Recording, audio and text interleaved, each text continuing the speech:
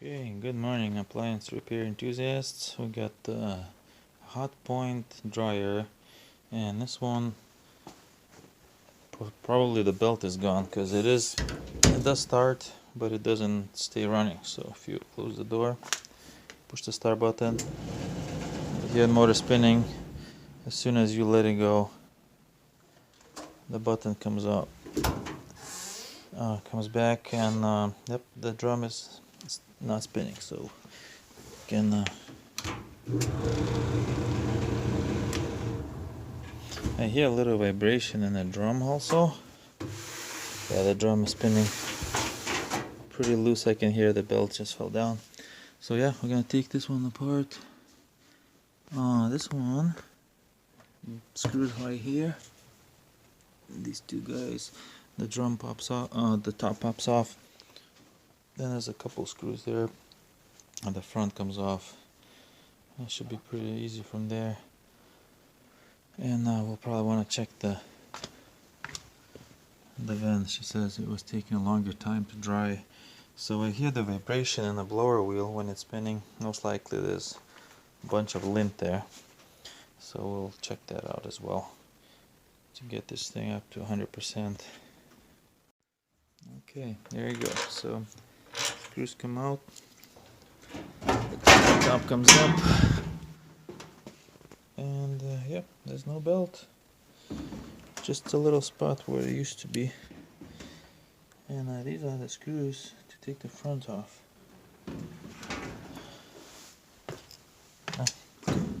Probably be good to unplug it.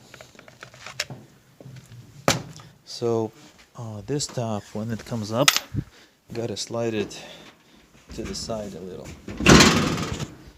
Slide it to the side. It kind of clips on these guys here, and then it comes out. Okay, so the front comes. Just kind of fell off when I took those two screws out of this corner. You want to be careful not to break this cable. I usually leave it plugged in. I just kind of flip this thing around. Just let it sit there. Yeah, the blower wheel full of lint. That will make it vibrate for sure. So we'll vacuum that out, and here's the belt, just laying down there. She said she had it 7 years. Nobody ever serviced, so we want to check other things. So these tabs, that's what the drum glides on. Pretty common for Hotpoint dryers. They all look good, and so. Sometimes if you ignore it long enough, when these are gone, then it starts tearing up this guy, and then eventually starts running on the metal, and then you start getting holes there in the metal, then it's done. So it doesn't sound too bad, but you can run it with like scraping noise for a long time, and then you have to throw away your dryer. Another thing is we'll probably pull this drum out, put the belt on and vacuum it.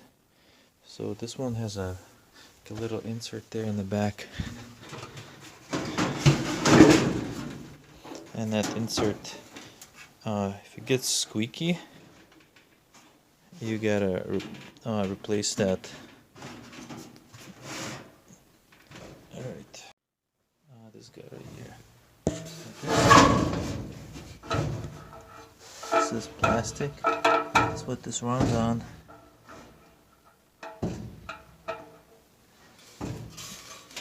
Sometimes you have to replace this guy. And this is pretty much bomb-proof, doesn't fail.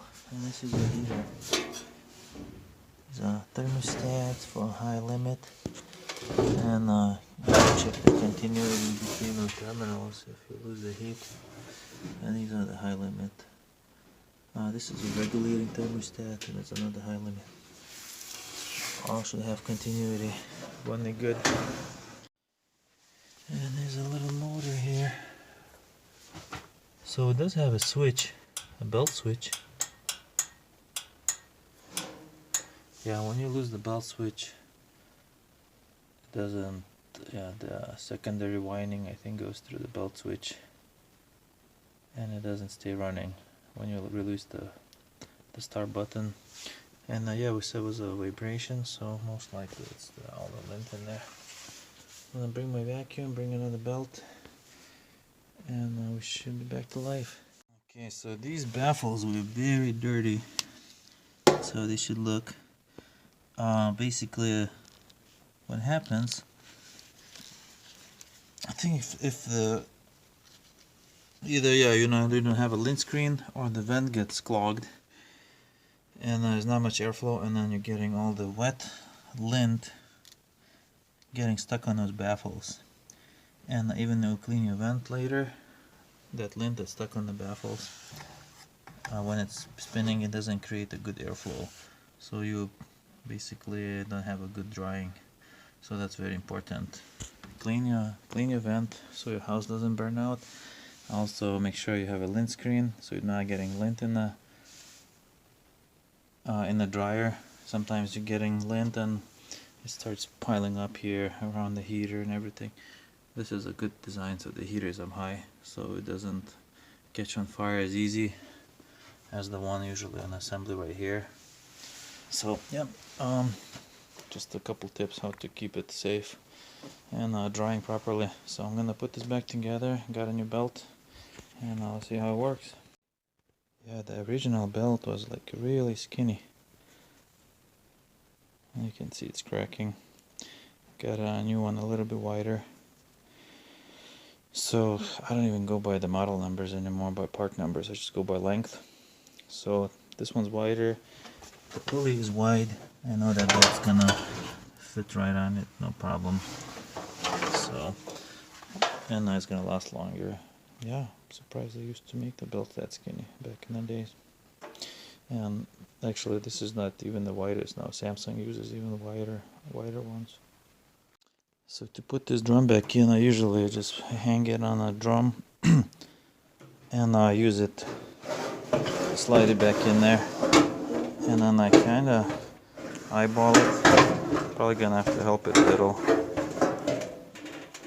I would be very lucky to get into that bearing. Well, putting the belt back on, it's gonna be a trip on this one. So there's no access door. Just gonna have to squeeze my hand through here, put it on the motor pulley, and then run it around the tensioner. So I usually put one hand through here, one hand through here, and I do it kind of blindfolded. Okay, I think I got it on. It's on the pulley, it's tensioned.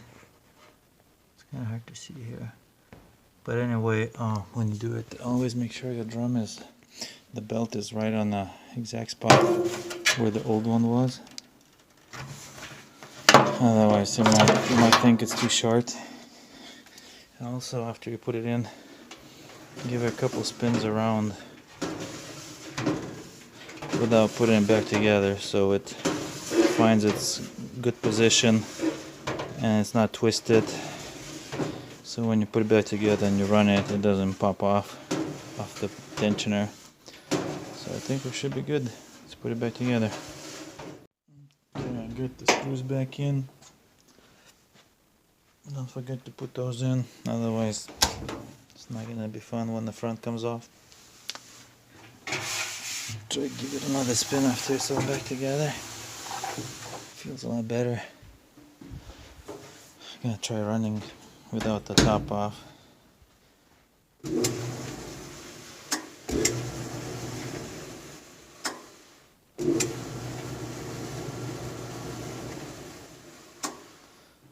Oops.